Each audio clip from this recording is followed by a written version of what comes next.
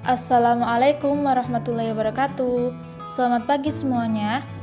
Di sini kami dari kelompok 8 akan membahas mengenai konsep harga dan pasar dalam ekonomi Islam.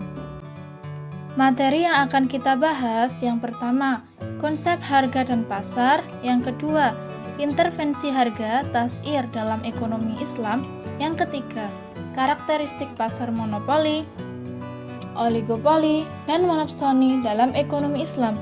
Yang keempat, implikasi larangan tas'ir dalam ekonomi Islam. Selaku pemateri pertama, saya, Sinta Anuriah Wulan Suci, akan membahas mengenai konsep harga dan pasar, serta intervensi harga tas'ir dalam ekonomi Islam. Materi pertama, yaitu konsep harga dan pasar. Nah, konsep harga. Harga adalah faktor utama dalam mengalokasikan sumber daya pelaku ekonomi. Ulama fikih mengartikan harga sebagai harga pasar yang berlaku normal di tengah-tengah masyarakat pada saat ini. Nah, harga ini bisa disebut dengan as-sam. Terjadinya harga didasarkan pada nilai kepuasan dari produsen ataupun konsumen. Islam sendiri itu memberikan kebebasan dalam harga, yang artinya segala bentuk konsep harga yang terjadi dalam transaksi jual beli itu diperbolehkan dalam ajaran Islam selama tidak ada dalil yang melarangnya dan selama harga tersebut terjadi atas dasar keadilan dan suka sama suka antara penjual dan pembeli. Konsep pasar. Jadi, menurut kajian ekonomi, pasar adalah suatu tempat atau proses interaksi antara permintaan dan penawaran dari suatu barang atau jasa tertentu, sehingga dapat menetapkan harga keseimbangan dan jumlah yang diperdagangkan pada akhirnya. Secara sederhana, pasar itu sebagai tempat pertemuan antara penjual dan pembeli untuk melakukan transaksi jual beli barang dan jasa. Mekanisme pasar. Nah, mekanisme pasar adalah terjadinya interaksi antara permintaan dan penawaran yang akan menentukan tingkat harga tertentu. Konsep mekanisme pasar dalam Islam itu dibangun atas prinsip-prinsip sebagai berikut. Yang pertama, yaitu ar-ridho. Nah, jadi ar-ridho adalah segala transaksi yang dilakukan itu haruslah atas dasar kerelaan antara masing-masing pihak. Yang kedua, berdasarkan persaingan sehat. Jika persaingan dalam pasar itu terjadi tidak sehat, seperti terjadi penimbunan, ihtikar, atau monopoli, maka mekanisme pasar itu akan terhambat. Monopoli setiap barang yang penahanannya itu akan membahayakan konsumen atau orang banyak. Yang ketiga, kejujuran. Kejujuran ini merupakan pilar yang sangat penting dalam Islam. Dalam Islam sendiri itu melarang tegas seseorang untuk melakukan kebohongan dan penipuan dalam bentuk apapun. Dikarenakan jika hal ini dilakukan, maka akan berdampak langsung kepada para pihak yang melakukan transaksi dalam perdagangan dan masyarakat secara luas. Dan yang keempat, yaitu keterbukaan serta keadilan. Nah, pelaksanaan prinsip ini adalah transaksi yang dilakukan itu dituntut untuk berlaku benar dalam pengungkapan kehendak dan keadaan yang sesungguhnya. Dalam penjualan Islami, baik yang bersifat barang maupun jasa, terdapat norma, etika, agama, dan perikemanusiaan yang menjadi landasan pokok bagi pasar Islam yang bersih, yaitu yang pertama, larangan menjual atau memperdagangkan barang-barang yang diharamkan, contohnya minuman keras. Yang kedua, bersikap benar, amanah, dan jujur. Yang ketiga, menegakkan keadilan dan mengharamkan riba. Yang keempat, menerapkan kasih sayang. Yang kelima, menegakkan toleransi dan keadilan ajaran Islam yang memberikan perhatian yang besar terhadap kesempurnaan mekanisme pasar. Islam mengatur agar persaingan di pasar itu bisa dilakukan dengan adil. Nah, setiap bentuk yang dapat menimbulkan ketidakadilan itu dilarang dalam Islam. Di antaranya, yang pertama talaki rukban. Talaki rukban ini dilarang dalam Islam dikarenakan pedagang yang menyongsong di pinggir kota itu mendapat keuntungan dari ketidaktahuan penjual di kampung akan harga yang berlaku di kota. Mencegah masuknya pedagang desa ke kota ini itu akan menimbulkan pasar yang tidak kompetitif. Yang kedua, mengurangi timbangan itu dilarang dalam Islam dikarenakan barang yang dijual dengan harga yang sama tetapi jumlah yang lebih sedikit. Nah, yang ketiga, menyembunyikan barang cacat itu juga dilarang dalam Islam dikarenakan penjual mendapatkan harga yang baik untuk kualitas yang buruk. Yang keempat, menukar kurma kering dengan basah itu juga dilarang karena takaran kurma basah ketika kering bisa jadi tidak sama dengan kurma kering yang ditukar. Yang kelima, menukar satu takar kurma kualitas bagus dengan dua takar kurma kualitas sedang. Ini juga dilarang dalam Islam dikarenakan setiap kualitas kurma itu mempunyai harga pasarnya. Rasulullah pun menyuruh untuk menjual kurma yang satu kemudian membeli kurma yang lain dengan uang. Yang keenam, transaksi najasi itu dilarang juga dalam Islam dikarenakan si penjual ini menyuruh orang lain untuk memuji barangnya atau menawar dengan harga tinggi agar orang lain itu tertarik.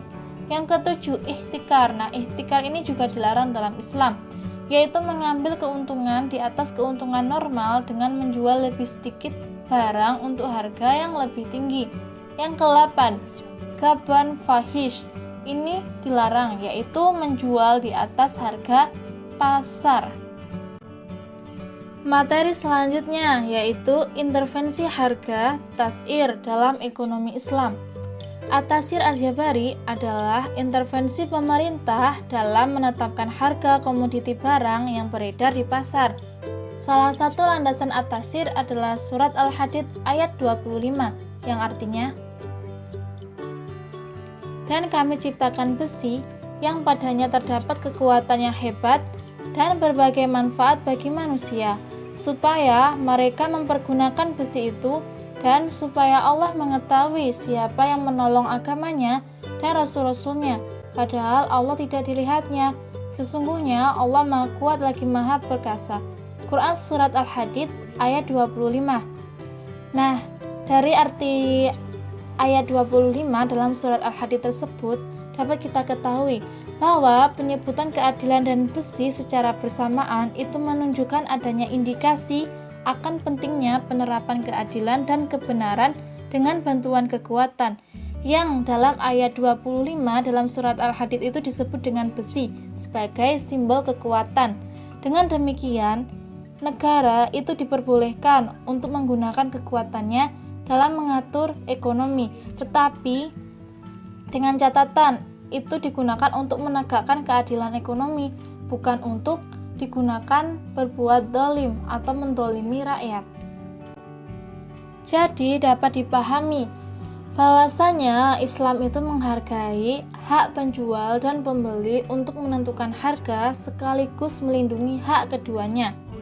Islam membolehkan pemerintah untuk melakukan intervensi harga, tetapi dengan catatan kenaikan harga itu disebabkan oleh distorsi terhadap permintaan dan penawaran.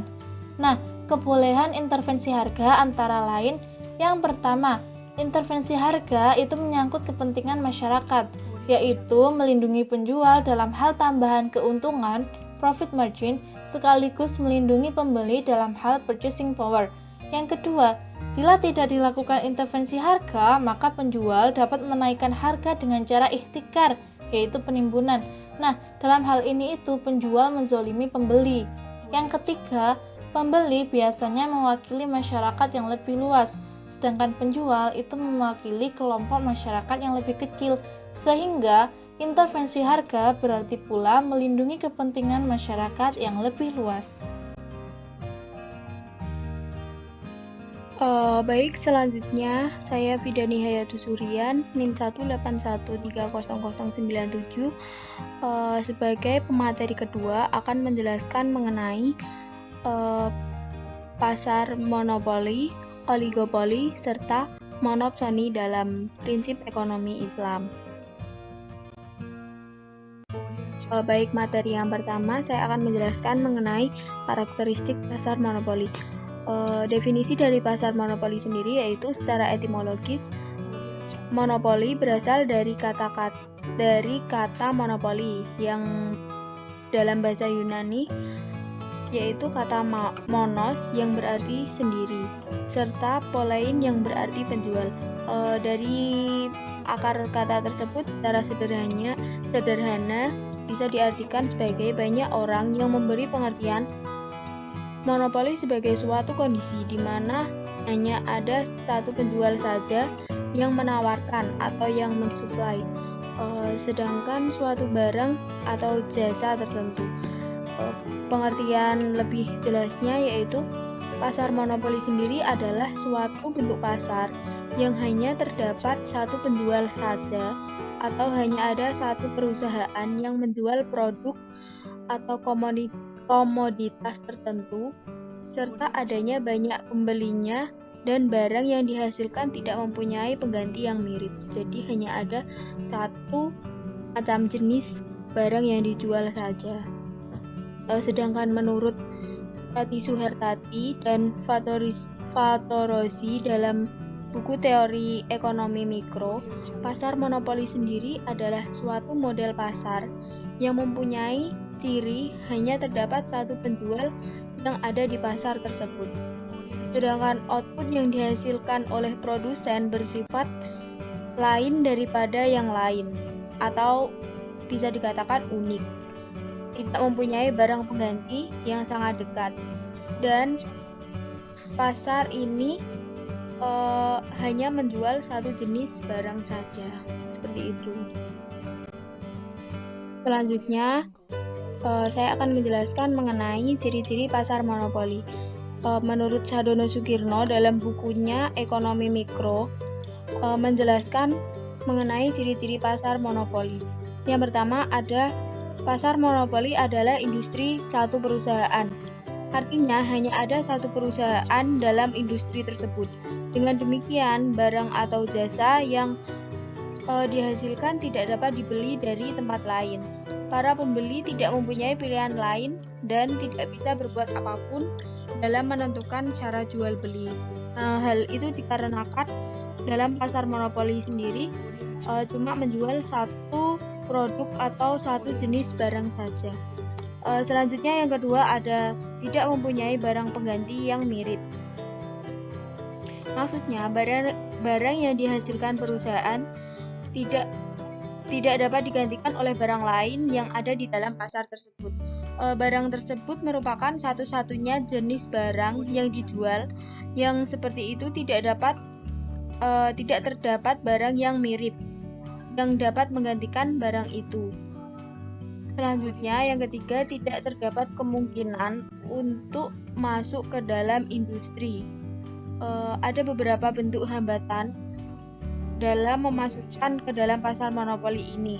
Ada yang bersifat legal, yaitu dibatasi oleh undang-undang. Ada yang bersifat teknologi, yaitu teknologi yang digunakan sangat canggih dan tidak mudah dicontoh. Dan ada pula yang bersifat keuangan, yaitu modal yang diperlukan dalam pasar monopoli ini sangat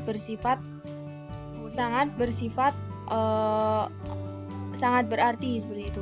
Selanjutnya yang keempat dapat mempengaruhi penentuan harga dalam pasar monopoli ini. Perusahaan monopoli merupakan satu-satunya penjual yang ada di dalam pasar. Maka dari itu penentuan harga dapat dikuasainya. Dan karena sebab itu perusahaan monopoli dipandang sebagai penentu harga atau price setter. Selanjutnya yang terakhir ada promosi iklan kurang diperlukan.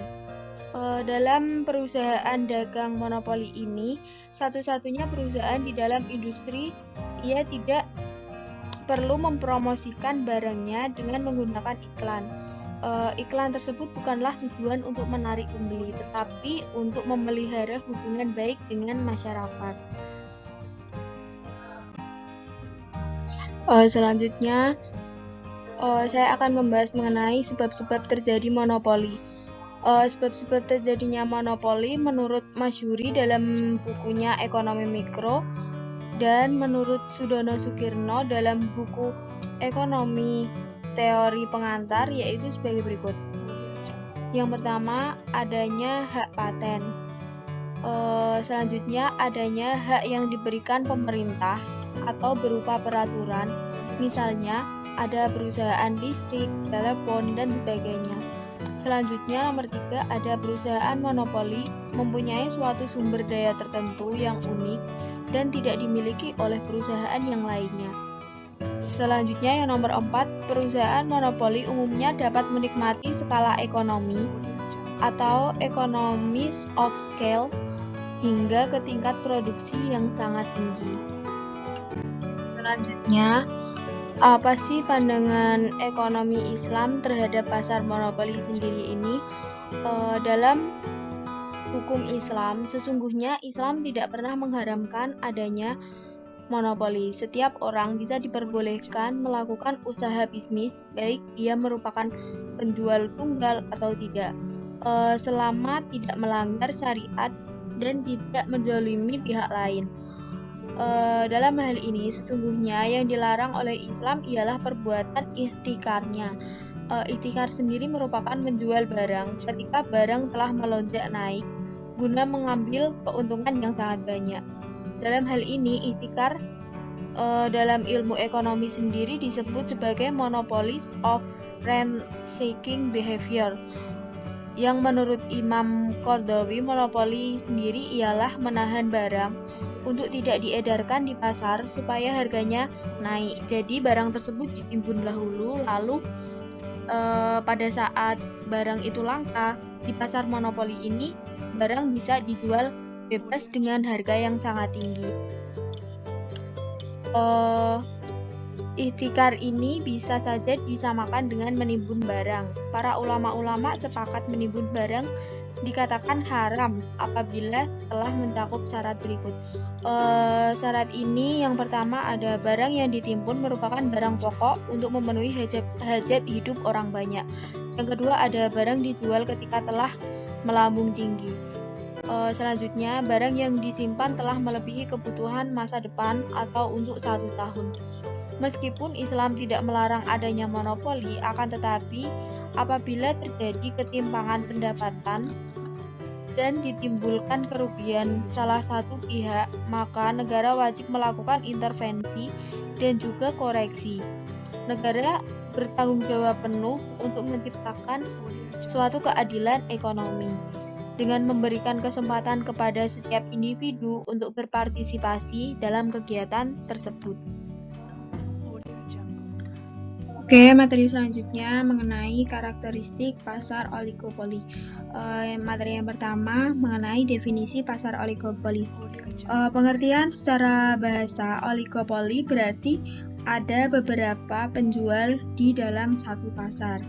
Dapat dikatakan pasar oligopoli ini merupakan pertengahan dari pasar monopoli dan pasar monopolistic competition. Dalam pasar monopoli ini, penjual dapat menentukan harga tanpa harus khawatir reaksi penjual yang lainnya. Sedangkan pasar monopolistic competition, penjual hanya dapat menentukan harga pada kisaran tertentu. Jadi ada batasan untuk mengenai masalah harga dalam pasar monopolistic competition. Hal ini dikarenakan jika penjual lain menjual barang yang mirip atau sama, maka penjual lain bisa merebut pelanggannya. Jadi itu suatu pasar dikatakan sebagai pasar oligopoli apabila ada dua atau beberapa penjual produk yang sama di dalam satu pasar. Jika hanya ada dua perusahaan yang menghasilkan produk yang identik dikatakan sebagai duopoli. Dalam pasar oligopoli ini ada dua macam yang dapat dibedakan dari barang yang dijual di pasar itu. Yang pertama, oligopoli dengan diferensiasi produk. Yang kedua ada oligopoli tanpa diferensiasi produk. Yang pertama, oligopoli dengan diferensiasi produk ini yaitu produk yang dijual oleh perusahaan yang satu dengan yang lain dapat dibedakan. Misalnya industri mobil, perawatan wajah, dan sebagainya. Sedangkan yang kedua ada oligopoli tanpa diferensiasi produk. Artinya produk yang dijual adalah homogen, sehingga konsumen akan indiferen antara barang yang satu dengan barang yang lainnya. Jadi dalam pasar itu ada beberapa perusahaan atau produksi. Misalnya industri kimia, baja, dan barang-barang yang lain sebagainya. Dalam pasar oligopoli memiliki beberapa ciri-ciri. Yang pertama ada dalam pasar oligopoli ini hanya terdapat sedikit penjual, sehingga keputusan dari salah satu penjual akan mempengaruhi pada penjual yang lain-lainnya. Misalnya, pada penjual A menjual barang dengan kisaran harga antara sekian sampai sekian, maka penjual yang lainnya juga mengikuti harga yang ditetapkan oleh penjual yang tadi. Yang kedua ada produk-produknya berstandar.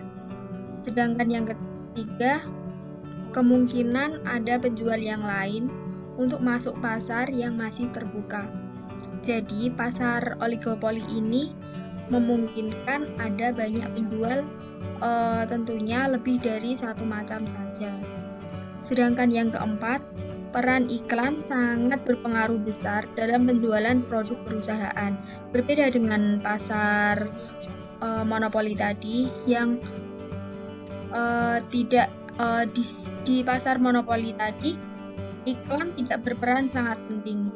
Sedangkan di pasar oligopoli iklan berperan sangat besar dalam penjualan produk perusahaan. Mengenai syarat pasar oligopoli. Dalam pasar oligopoli biasanya terdapat dua kondisi usaha, yaitu yang pertama ada karena adanya perbedaan penetapan harga dan jumlah produksi dari masing-masing perusahaan, dan yang kedua karena adanya kesepakatan mengenai jumlah produksi yang dapat dilakukan oleh masing-masing perusahaan dengan harga yang sama. Di dalam pasar oligopoli sendiri, di mana ada sedikit penjual yang menjual barang yang sama, maka penjual harus memperhatikan reaksi dari penjual lain. Jadi dalam pasar ini menjual berbagai macam barang yang berbeda. Ada dua tindakan yang dapat diambil seseorang penjual atau syarat dalam pasar oligopoli sendiri, yaitu yang pertama menentukan beberapa kuantitas yang akan diproduksinya. Dalam model yang menjelaskan hal ini adalah model Cournot Quality Competition. Model ini dikembangkan Augustin Cournot, seorang ekonom Prancis, menyatakan adanya dua penjual barang yang sama. Dalam dasar pengembangan model ini adalah keseimbangan duopolis tercapai bila biaya marginalnya adalah nol. Misalnya, di pasar hanya ada dua perusahaan penjual air mineral, merek Aqua dan merek Club. Mereka memiliki produk yang identik, sehingga mendorong mereka untuk menawarkan harga yang sama juga. Dalam model ini, pilihan Hi1 dan Hi2 adalah menentukan beberapa banyak kuantitas yang akan diproduksi Hi1 dan Hi2. Hi1 tadi ada Aqua, sedangkan yang Hi2 merek Club. Setelah menentukan beberapa banyak Hi1 dan Hi2, maka mereka dapat menentukan harga yang akan diterima pasar, dan seluruh produksi Hi1 dan Hi2 habis diserap oleh pasar. Seperti itu untuk model Cournot Quality Competition. Sedangkan yang kedua, menentukan beberapa harga yang akan ditawarkan. Dalam model yang menjelaskan hal ini adalah model Bertrand Price Competition. Dalam model ini menyatakan penjual menentukan harga untuk memperoleh keuntungan maksimal mungkin. Jadi, penjual menentukan harga tertinggi dengan memperhatikan harga yang ia duga akan ditetapkan oleh pesaing-pesaing yang lainnya. Seperti itu. Selanjutnya mengenai karakteristik pasar oligopoli dalam ekonomi Islam. Dalam hubungan dengan masalah oligopoli dalam pandangan Islam berdasarkan analisis oleh Amanan tahun 1992 bahwa pasar oligopoli sendiri keadaannya menunjukkan persaingan tidak sempurna antara beberapa perusahaan. Dan secara garis besarnya, ekonomi Islam membedakan 3 bentuk distorsi pasar, yaitu distorsi pada penawaran dan permintaan, serta penipuan atau yang bisa disebut tadlis. Dan yang terakhir ada ketidakpastian atau takrir. Namun, asumsi yang ada dalam benak orang awam adalah berupa kesadaran yang tidak ada teori perkembangan tunggal tentang pasar oligopoli. Walaupun ukuran industri telah maju, namun utamanya industri di negara maju. Namun, bila hal tersebut adalah terlalu mudah bagi perusahaan untuk mencapai persetujuan yang tidak tertulis untuk mewujudkan penggabungan sehingga maksimisasi laba pada tingkat harga yang tinggi serta output dan pekerja yang rendah, maka ini jelas tidak islami. Akan tetapi, ketika pelaku oligopoli tidak melakukan kolusi secara aktual, akan berhadapan atau menemui kurva permintaan yang berorientasi secara islami. Dan secara umum, pola struktur oligopoli yang tidak diperkenankan dalam ekonomi Islam adalah kemungkinan munculnya moral hierark yang ada di dalamnya. Materi selanjutnya adalah karakteristik pasar monopsoni serta larangan pasar monopsoni di Indonesia. Yang pertama ada definisi pasar monopsoni. Pasar monopsoni sendiri adalah suatu kondisi di mana suatu perusahaan atau bisnis atau individu menguasai penerimaan pasokan lalu menjadi satu-satunya pembeli atas suatu produk barang atau jasa yang ada di suatu pasar komoditas. Pengertian yang lainnya dari pasar monopsoni sendiri adalah suatu bentuk pasar yang di dalamnya hanya ada satu pembeli saja, yang biasa berupa satu pelaku usaha yang menjadi pembeli tunggal, sehingga mereka menguasai pasar komoditas. Jadi, dalam pasar monopsoni ini hanya terdapat satu pembeli yang dapat menguasai pasar komoditas. Pasar monopsoni ini adalah suatu bentuk persaingan yang tidak sempurna, di mana pasar tersebut belum terorganisir secara baik. Biasanya kondisi pasar monopsoni ini terjadi di beberapa daerah perkebunan dan industri hewan potong ayam, sehingga posisi tawar-menawar dalam harga bagi para petani sangatlah tidak wajar. Artinya, ada satu atau sekelompok pengusaha pada pasar ini yang menjadi pengendali pasar tersebut, yang membuat potensi persaingan menjadi kian tidak sehat. Hal ini dikarenakan pasar monopsoni hanya mempunyai satu pembeli saja dan beberapa penjual saja. Maka dari itu, para pedagang pada pasar tersebut hanya bisa bergantung pada suatu pembeli saja. Hal ini terjadi karena beberapa alasan, seperti kondisi pasar yang kurang memadai, lokasi yang sulit dijangkau, atau tingginya biaya operasional menuju pasar tersebut. Dalam pasar monopsoni ini ada 5 ciri-ciri. Yang pertama, hanya ada satu pembeli. Hal ini dikarenakan karena pada pasar monopsoni ini, maka pembeli tersebut pun memiliki keuntungan dari sisi harga dan juga kualitas produk. dan setiap produsen pada umumnya akan berada pada posisi penerima penawaran yang diajukan pembeli agar produknya tersebut bisa terjual. Walau dengan harga yang cenderung murah, para pembeli tersebut umumnya akan menjual kembali produk yang dibelinya ke produsen dengan harga yang lebih mahal agar bisa mendapatkan keuntungan. Yang kedua, harga ditentukan oleh pembeli. Pihak pembeli memiliki kuasa penuh atas harga yang ada di pasar, sehingga tidak jarang harga yang ditawarkan juga tidak sesuai dengan apa yang petani harapkan. Namun, mereka tetap akan menerimanya karena sulit untuk mendapatkan pembeli lain. Jadi, petani mau tidak mau juga harus menerima harga yang diajukan oleh pembeli secara murah tadi. Meskipun pembeli menguasai harga tersebut, namun tetap ada ketentuan dan juga aturan yang di dalamnya harus bisa dipertimbangkan, seperti harus disesuaikan dengan harga pasaran yang ada. Selanjutnya yang nomor 3, produknya adalah bahan mentah. Umumnya produk yang dijualkan pada pasar monopsoni ini adalah produk mentah, yang mana pembeli tersebut nantinya akan menjual kembali produk tersebut ke pihak yang lain guna memperoleh keuntungan. Selanjutnya yang keempat, pendapatan yang tidak merata. Pendapatan tidak merata ini menjadi ciri-ciri pasar monopsoni karena seringkali tidak ada ketidakadilan,